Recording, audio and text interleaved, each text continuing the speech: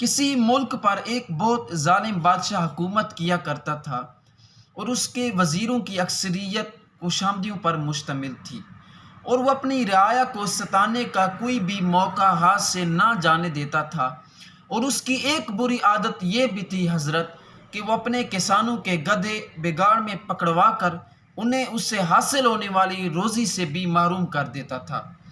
ایک مرتبہ بادشاہ جنگل میں شکار کے لیے نکلا۔ وہ کسی ہرن کے تعاقب کے اندر اپنے لوگوں سے بہت دور چلا گیا،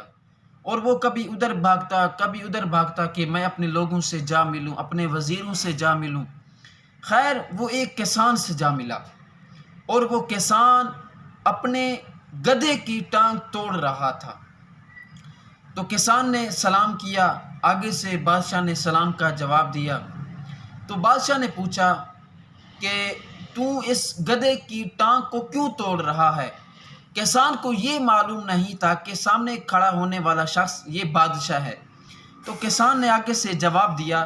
کہ میں اس گدھے کی ٹانگ اس لیے توڑ رہا ہوں کہ یہ بادشاہ سے بچ سکے۔ ہمارا بادشاہ بہت ظالم ہے، وہ ہم سے ہمارے گدھے چھین لیتا ہے اور ہمیں اس سے حاصل ہونے والی روزی سے بھی محروم کر دیتا ہے۔ اسی لیے میں اس کی ٹانگ توڑ رہا ہوں کہ یہ میرے کام کا نہیں تو بادشاہ کے کام بھی نہ آئے۔ اور اس نے بادشاہ کو برا بھلا بھی کہا۔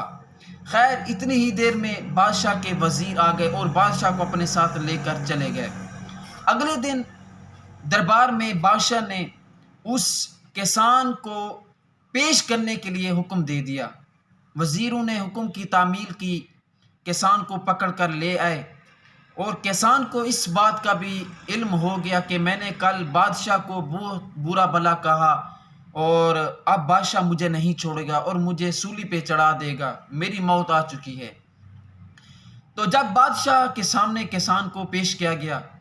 تو کسان تو سمجھ چکا تھا کہ اب میری موت آ چکی ہے، میں نے بادشاہ کو برا بھلا کہا ہے اور بادشاہ کے سامنے کہا ہے، اور کہا بھی بادشاہ کو ہے، اب تو بادشاہ مجھے نہیں چھوڑے گا، تو کیوں نہ ہو کہ میں آخری وقت میں بھی بادشاہ کو برا بھلا کہہ دوں، حق کہہ دوں، سچ کہہ دوں۔ تو اس نے کہا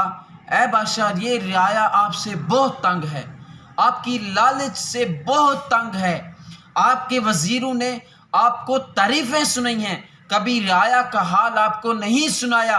اور یہ رعایا آپ سے بہت تنگ آ چکی ہے۔ آپ کی ظلم سے، آپ کی لالچ سے، آپ کے ان غلط کاموں سے رعایا آپ سے بہت تنگ ہے، اور مجھے معلوم ہے کہ مجھے پھانسی ہو جائے گی، میں مر جاؤں گا، لیکن میں آپ کو سچ کہہ رہا ہوں کہ یہ وزیر آپ کو حق نہیں بتاتے، یہ وزیر آپ کو سچ نہیں بتاتے،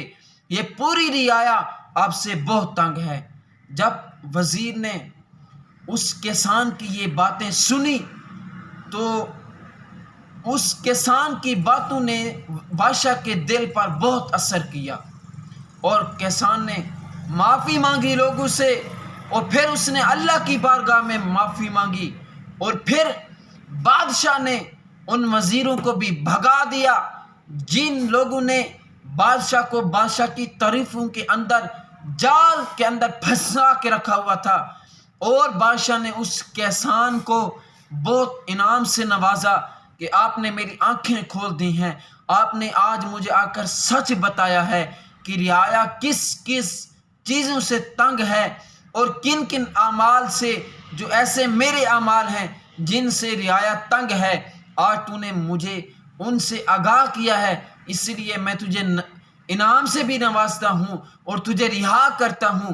دیکھیں کبھی بھی بادشاہ کو تعریفوں کے اندر نہیں آنا چاہیے، بلکہ بادشاہ کو حق پر اور سچ پر رہنا چاہیے، اور اسی کے اندر ہی